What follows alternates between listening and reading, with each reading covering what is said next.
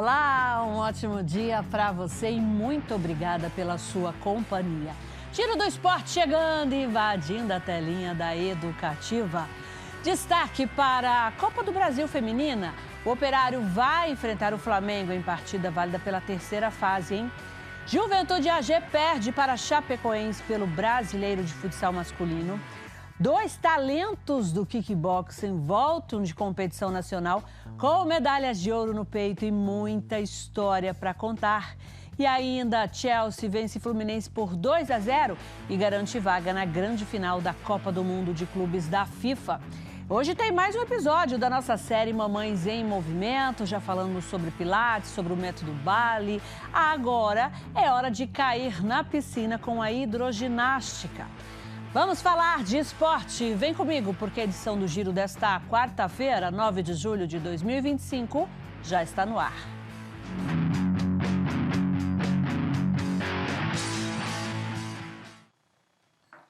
A equipe sul-mato-grossense faturou o primeiro lugar na categoria 80 centímetros no Campeonato Brasileiro de Salto, Escolas e Aspirantes. A disputa foi na Sociedade Hípica de Brasília. Isabela Bazana Dias, Júlia Silveira Pegolo, Raquel Borges Vignoli e Liz Borges Vignoli superaram equipes de vários estados do país. Além desse título por equipes, Mato Grosso do Sul conquistou 15 medalhas nas provas individuais. Nas categorias de base, foram 9 pódios na série 60 centímetros e 6 na 80 centímetros. Além de atletas do Círculo Militar de Campo Grande, representaram o estado atletas de Dourados e Maracaju, representando diversos centros hípicos de Mato Grosso do Sul. Voltada para cavaleiros e Amazonas em formação, a competição é considerada um passo importante no desenvolvimento dos atletas. Campeonato Brasileiro de Futsal. Na Arena Maracaju, Juventude AG foi derrotado na noite desta terça-feira para Chapecoense e segue sem vencer na competição nacional. O Juventude AG enfrentou a Chapecoense em Maracaju, fechando a 6ª rodada do Campeonato Brasileiro de Futsal. A Chapecoense marcou no primeiro tempo com esse gol de João Seco. Na etapa final, o colombiano Fabian fez contra e a Chapecoense fechou o placar em 2-0. Com a vitória, a equipe da Chapecoense chegou à vice-liderança com 13 pontos ganhos no Grupo A. O Juventude AG tem apenas 1 ponto na penúltima posição. Ricardo Paredes, bom dia. Juventude AG ainda não venceu. Bom dia, Regina. Olha, a situação é complicada para o Juventude AG. A equipe ainda não venceu no Campeonato Brasileiro. Tá parecendo o Operário, né? Que tal com aquele problema de não vencer em Campo Grande. O Juventude também precisa vencer em casa para dar um gás aí para o torcedor. Acho que é importante fazer bons resultados dentro de casa para ter chances de classificação. No caso do Juventude, muito difícil. Está na penúltima posição, né, Regina? Então, realmente, situação complicada para a equipe sul-mato-grossense na competição nacional. Lembrando que você participa com a gente, 99214-4513, 99214-4513, DDD 67. Tem participação chegando por aqui, é o Jesuíno da Copa Vila 2. E ele está falando, né, sobre o neto, o Pedro Lopes, que está muito bem. E ele diz o seguinte, uma informação, hein? Ele colocou, eu também fui goleiro e meus irmãos também. O Jesuíno contando pra gente, aí já vem de uma família de goleiro. Lembrando que o Pedro Lopes, que é goleiro do Sub-17, né? Do Atlético Paranaense, que agora está disputando a Série B e ele já foi banco, subiu para o time principal e já foi banco na vitória sobre o Amazonas por 1-0. Uma família de goleiros, né? O Jesuíno, o Leopoldo, que foi o grande Léo, né? Do Comercial, também do Operário, e agora o garoto aí, o neto. Pedro. O Pedro, né? Neto aí do Jesuíno, uma família de goleiros. Sucesso aí para o Pedro, está começando agora, já está conseguindo um espaço na equipe principal do Atlético Paranaense, o Furacão lá de Curitiba. Bom dia, pessoal. Ele diz o seguinte, ó, Paredes acertou o Galo feminino, pegou o Varmengo. Aí ele falou, passa o número da Mega e deu 2-0 o Chelsea, eu acertei o placar. É o Wilson Moreira e ele tá falando, hoje 2-1 Real. Vamos ver se você vai acertar, a gente está de olho, hein? Olha, eu acertei o Flamengo, mas eu gostaria, para dar um espetáculo para nós, né? O interessante seria o Flamengo vir jogar aqui em Campo Grande. Infelizmente, a tabela coloca o Operário para decidir na casa do Flamengo. É que foi sorteio, né? Eles sortearam primeiro os mandantes, né? E o Operário não saiu. Pois é, demos um azar nisso aí, mas realmente vai ser um grande jogo, vai ser um espetáculo legal, uma experiência muito importante para as meninas do Operário que fazem uma grande temporada em 2025. Continue participando com a gente, estou aguardando a sua mensagem. E 2 talentos do kickboxing mandaram bem, hein, no Campeonato Brasileiro, realizado na capital federal. Eles voltaram para casa com medalhas de ouro no peito e muita, mas muita história para contar. 2 atletas de Mato Grosso do Sul brilharam no Campeonato Brasileiro de Kickboxing, disputado em Brasília de 18 a 23 de junho. Bruna Marques, de apenas 16 anos, conquistou a medalha de ouro nas categorias Kick Light e Light Contact, na categoria até 55 quilos. Foram 5 lutas e 5 vitórias, uma campanha invicta.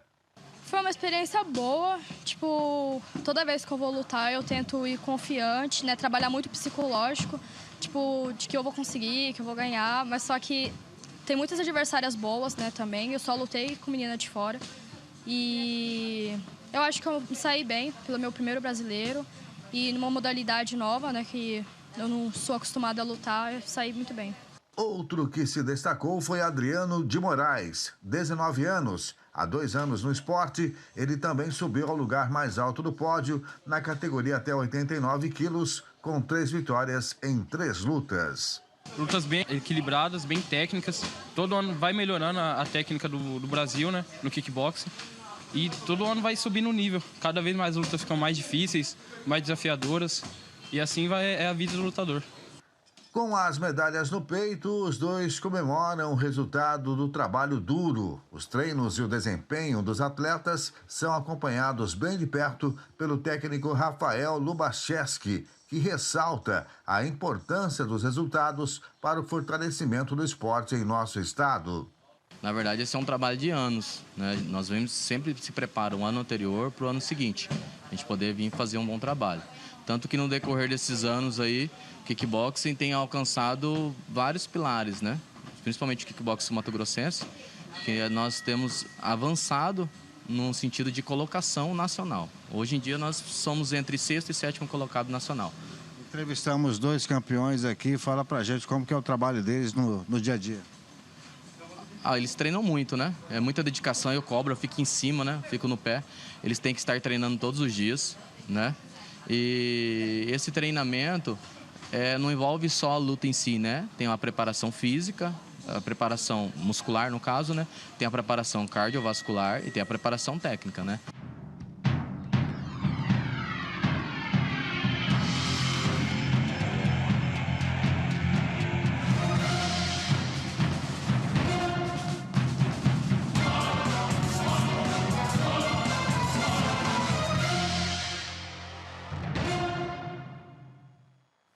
Parabéns aos 2 atletas, né? E muita sorte nas próximas competições. Aliás, vai informando a gente, que a gente quer acompanhar, viu? Depois do intervalo, você confere o 3º episódio da nossa série Mamães em Movimento, onde vamos destacar a hidroginástica.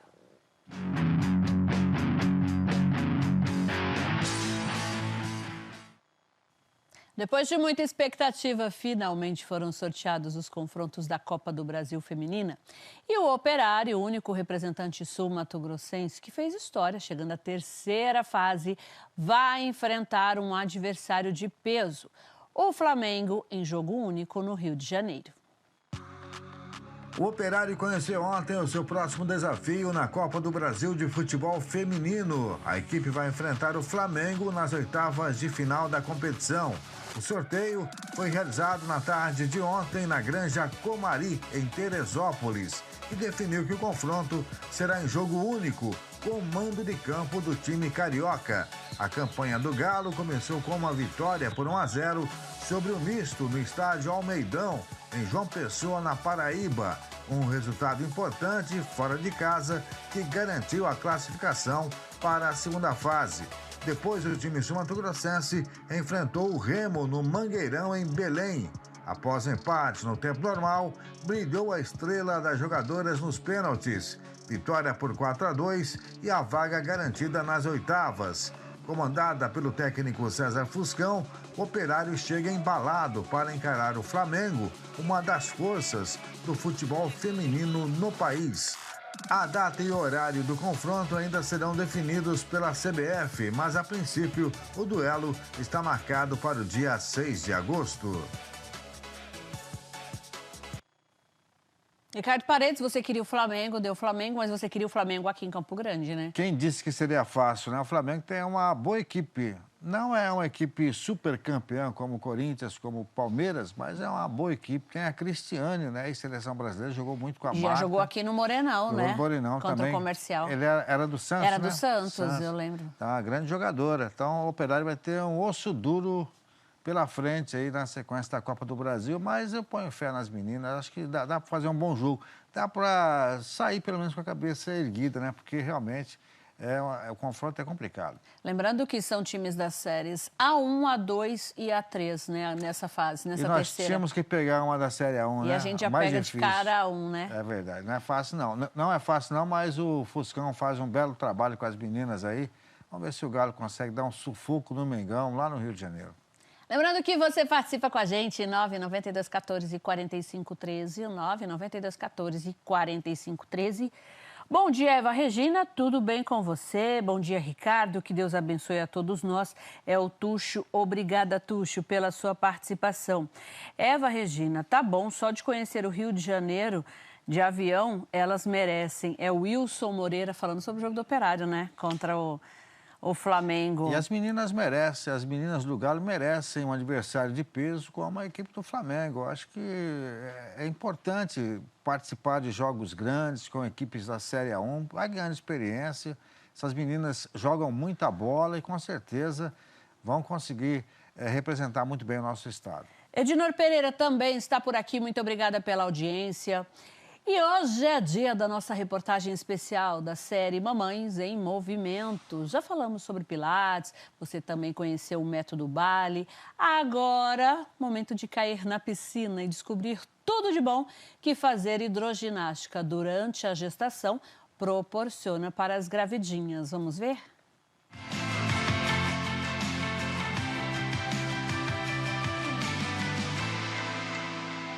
Água morna, movimentos suaves, conexão com o bebê e com o corpo. A gravidez é um mergulho no desconhecido, mas também uma oportunidade única de descobrir forças que a gente nem sabia que tinha. No terceiro episódio da série Mamães em Movimento, eu mergulhei literalmente nessa experiência. No episódio de hoje, eu deixei o tênis de lado e vim para a água. É uma aula de hidroginástica para gestante, uma atividade física que une muito carinho, saúde e amor. Vem comigo nesse mergulho?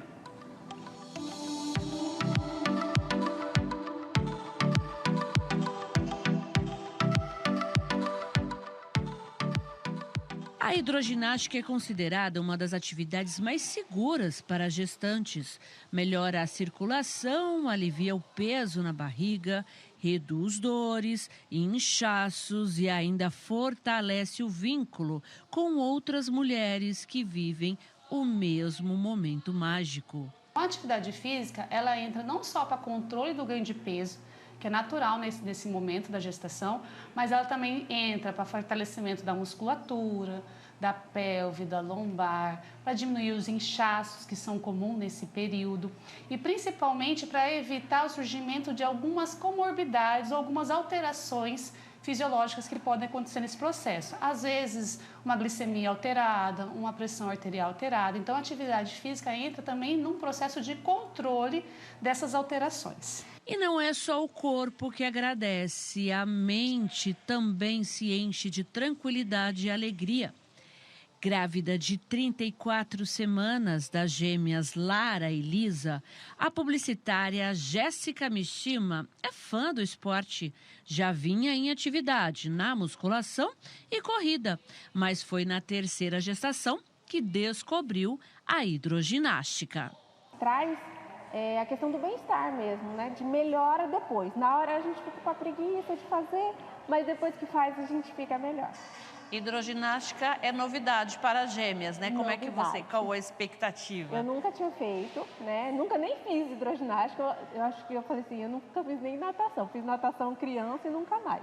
Em sua primeira gestação e à espera de João, Ana Raquel Sena faz hidroginástica desde o início da gravidez e é só elogios à modalidade. Eu acho assim, a hidro a atividade que menos me gera impacto ou preocupação, né, em relação a eu me lesionar.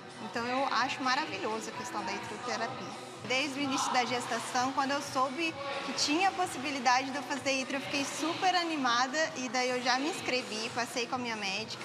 Deu tudo certo e já iniciei. As nossas aulas são feitas numa piscina aquecida. E a própria temperatura ajuda nelas nessa questão, né? Entra como uma questão de analgesia, né? Muitas relatam dores lombares, dores de virilha, inchaços de membro inferior. Então, a atividade física melhora a circulação, né, desses locais, além de ser um conforto, uma analgesia da própria água para aliviar essas dores. É incrível como a água acolhe, a gente se sente mais leve, mais forte e o melhor de tudo, ao lado de mamães que sabem exatamente o que a gente está sentindo. E essa troca vale ouro. A gente vai construindo amizades da maternidade, né? Os amiguinhos de barriga, aí depois acaba às vezes estudando na mesma escolinha e acaba se perpetuando. Eu tenho amigas da época da minha primeira gestação que até hoje são. Com liberação médica, a hidroginástica é excelente na gestação.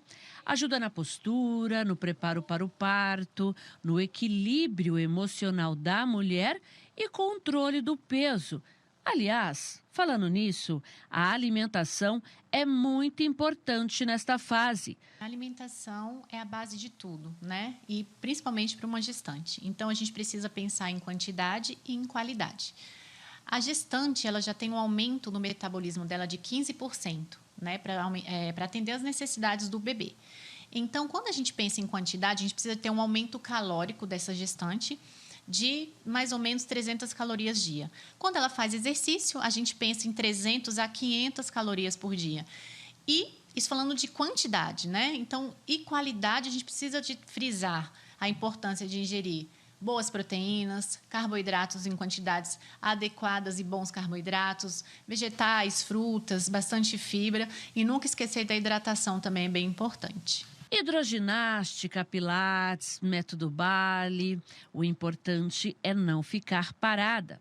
Se mexer com amor, segurança e orientação, porque cada passo, cada mergulho e cada respiração contam nessa jornada linda chamada maternidade.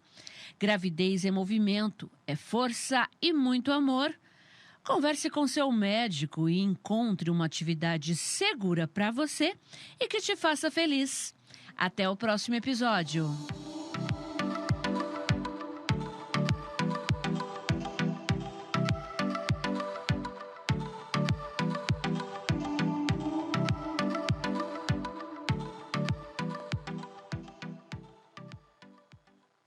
E na próxima quarta-feira, o último episódio da nossa série Mamães em Movimento. E no último bloco do Giro do Esporte de hoje, tem gols pela Copa do Mundo de Clubes da FIFA. Quem será o adversário, hein, do Chelsea na grande final? Nós já voltamos.